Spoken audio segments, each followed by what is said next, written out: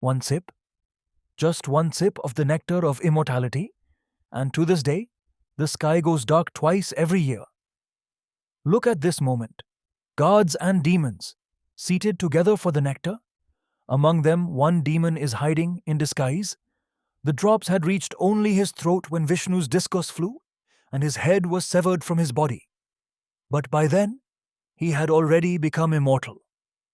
That severed head is Rahu, that headless trunk is Ketu, and their story is the story of the most mysterious part of your horoscope. In our Jyotish, there are 9 planets, the Navagraha, Sun, Moon, Mars, Mercury, Jupiter, Venus, Saturn. These 7 you can actually see in the sky. But the last 2, Rahu and Ketu, they have no body, no physical orb. They are Chayagrahas, shadow planets. In truth, they are the 2 points in the sky where the moon's path crosses the sun's path. And yet, they are counted as full planets. They run their own dasha. They give their own results. Why? The answer hides in a story. The churning of the ocean. This was a time when the gods had grown weak. The nectar of immortality lay hidden in the depths of the ocean. To obtain it, gods and demons together undertook an impossible task: to churn the entire ocean of milk.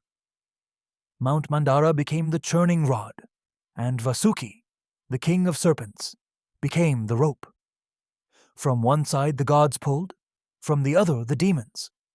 When the mountain began to sink, Vishnu took the form of a tortoise, the Kurma avatar, and held it up on his back. For ages the ocean was churned. One by one, 14 treasures emerged, and at last, holding the pot of nectar, Dhanvantari appeared. Now the real problem began. The nectar had emerged, but if the demons drank it, they would become immortal and rain havoc on all 3 worlds. So Vishnu took a wondrous form, that of Mohini, the most enchanting woman in all creation. The moment the demons saw her, they were spellbound. Mohini said, "I will distribute the nectar, but on one condition: the gods in one row, the demons in another." The demons agreed, and cleverly, Mohini began serving all the nectar only into the row of the gods. But there was one demon, Svarbhanu. He was the most cunning of all. He saw through the deception. Secretly, he took the form of a god and sat down in the row of the gods, right between the sun and the moon. Mohini could not tell, and handed him the nectar. Svarbhanu raised the vessel and took a single sip. But at that very instant, the sun and the moon recognized him, and at once they signaled to Vishnu. Vishnu did not hesitate for an instant. He raised his Sudarshana discus and loosed it. The discus severed Svarbhanu's head from his body at the throat, exactly where the nectar had reached. But now it was too late. The nectar had touched his throat, the head had become immortal, and so had the trunk. He could not be killed. He simply could not die. And here, 2 are born from one Nikwam, a head and a trunk, the 2 shadow planets. Now there were 2. The upper part, the head, became Rahu. The lower part, the trunk, became Ketu. Think about it. Here is a head with hunger but no stomach, so it is never satisfied. And here is a trunk with a body but no head, so it has no desire, no direction, only experience left behind. And in both, one thing was fixed forever: a grudge against the sun and the moon, because it was those 2 who had exposed him. That grudge runs to this very day. Now a question arises: if he was a demon, why is he counted as a planet? Here Brahma enters. The Narada Purana says that Brahma placed that severed head into the circle of the planets, granting it the very status of a graha. So this is not a poet's fancy.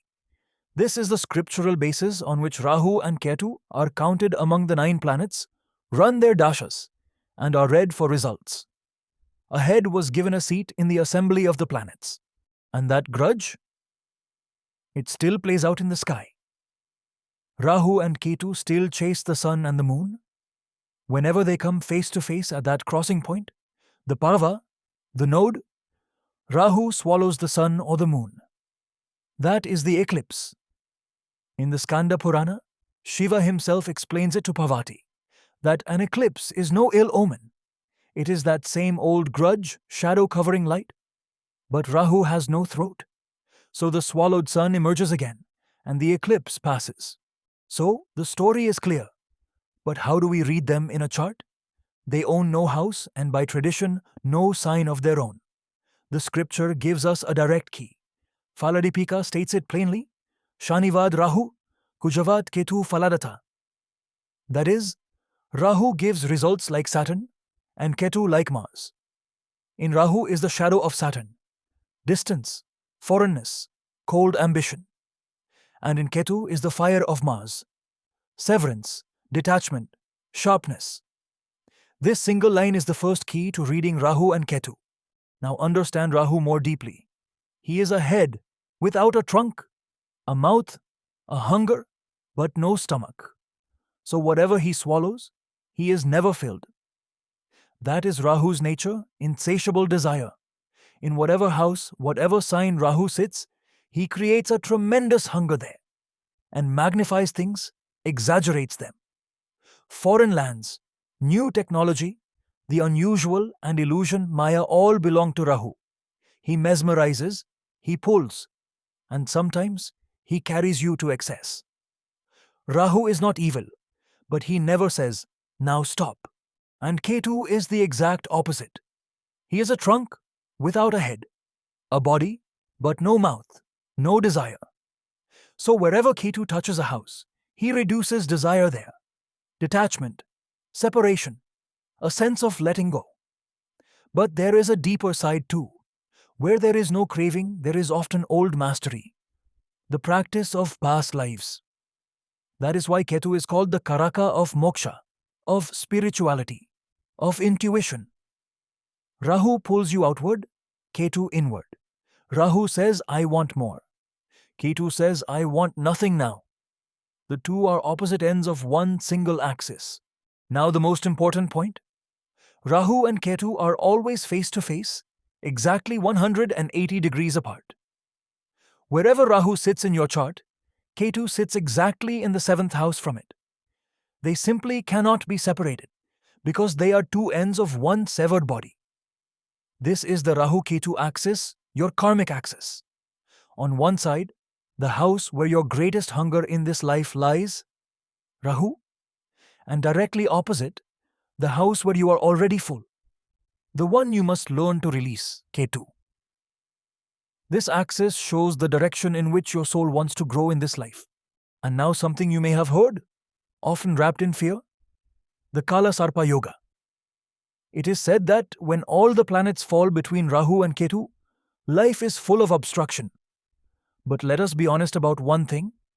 This Kala Sarpa Yoga, by this exact name and this definition, is simply not found in our classical texts.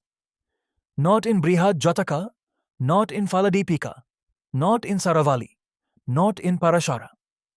B.V. Raman himself writes that it finds no place in the classical literature. Sarpa was in fact just one of Rahu's names. The Sarpa Yoga that does exist in Saravali is something entirely different. Malefics in all 4 kendras. So Kala Sarpa is a modern notion, often exaggerated to sell fear. So what do we take from this whole story? Rahu and Ketu are not things to fear. They are not a punishment. They are a direction. Rahu is the hunger that drives you forward, but if it goes blind, it leads you astray. Ketu is the peace that draws you inward, but if it grows too strong, it turns into indifference. The wisdom is to pursue Rahu's hunger with awareness and to accept Ketu's detachment without running away. This is the balance that severed body asks of us, to join the head and the trunk once more within yourself. So the next time someone frightens you with the names Rahu, Ketu or Kala Sarpa, remember this story.